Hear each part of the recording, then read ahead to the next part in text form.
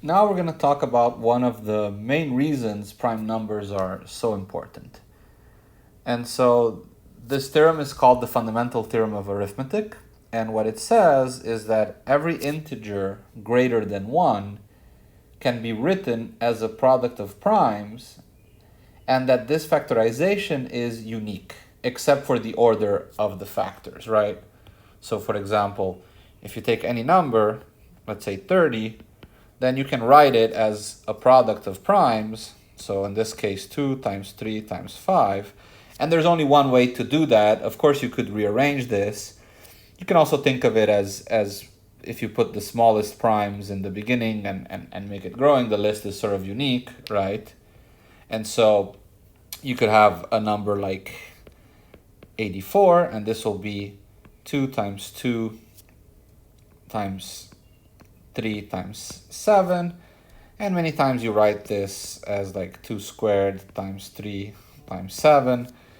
And so you can write, essentially any number can be written as a bunch of multiplications of primes, and this is unique. There's no like other way of writing 84 as using some different prime that is not 2, 3, or 7, and exactly with these amounts. So there are two 2's. There's no representation of 84 where there's like an 8 appearing or something like that. Okay, and so let's take a look at how one could prove this. Let's give an idea of the proof here. So the way one can do this, so there are two parts. One is existence and the other one is uniqueness. So one is to show that there is a way of writing it as a product of primes, and the other one is showing that it's unique, that up to the permutation it's unique. So how do you do existence? So you can do existence by induction. So we use induction. And so the idea is the following. So what is the base case? So for n, for the first prime, that is for n equal to 2, this is clearly prime. So that means that 2 can be written as, as a factor of primes, right? It's just equal to 2. And now, by our induction hypothesis, so we're going to use strong induction, we assume every integer, so we assume that every integer between 2 and n factors into primes. Okay. Now we need to show that this is going to be true for the next integer, so for n plus 1. So now consider n plus 1. So if prime, then we are done, right? We are done. So if n plus 1 is prime, then of course it can be written as a factor of primes. It's just itself. Now, if n plus 1 is composite, so what does that mean? Then n plus 1 can be written as a times b, where a and b, neither of them are 1 or n plus 1. So where 1, so we can write this as an inequality where 2 is less or equal than both a and b, and they're both less or equal to n. But now, by induction, remember that we assume that every integer between 2 and n can factor into primes. So now, by our induction hypothesis, so by induction, a and b factor into primes, and thus n plus 1 also factors into primes. So let's take a quick look at this again. So how are we doing this? We're doing it by strong induction. So we want to show that every number larger than 2 can be written as a factor of primes. So we start by the base case. So if n is equal to 2, then it is a prime, so it can be written as a product of primes, just 2 equal to 2. And now we do our induction. So we assume that every integer between 2 and n can be factored into primes.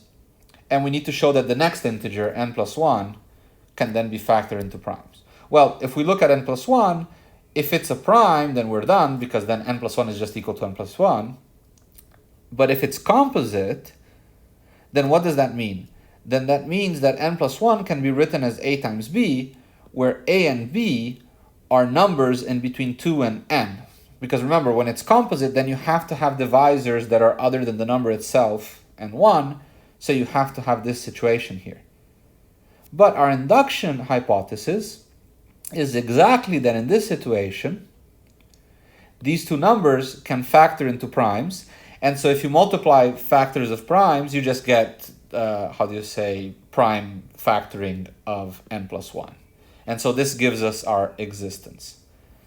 And the next part is to show uniqueness. So it's the statement that if we have a prime factorization, then like the prime factorization of the number is unique up to permuting the primes. And so the way we can do that is actually by contradiction. So we do it by contradiction. And so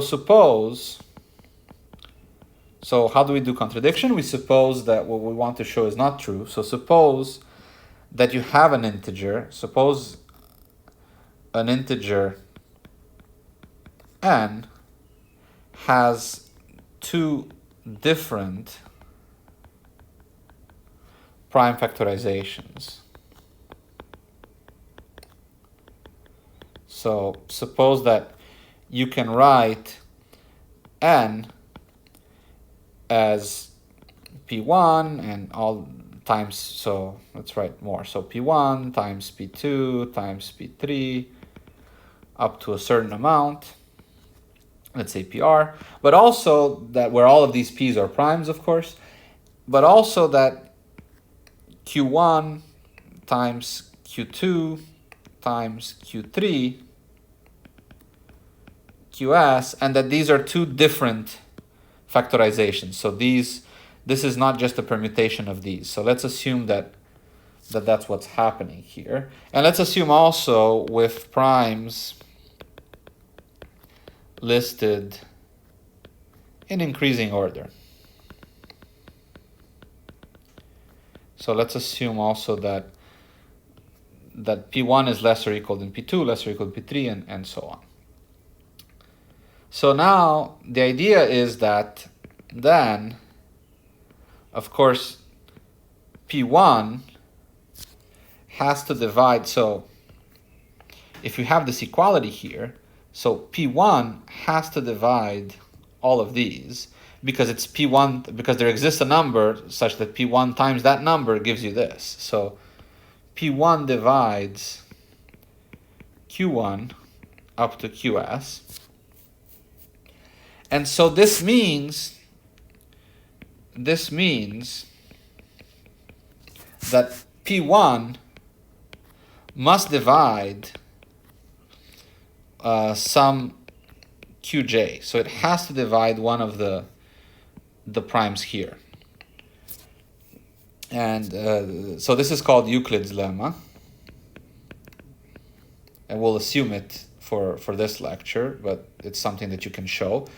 You can show that if you have that a prime number divides a product of primes, then it needs to divide one of these primes.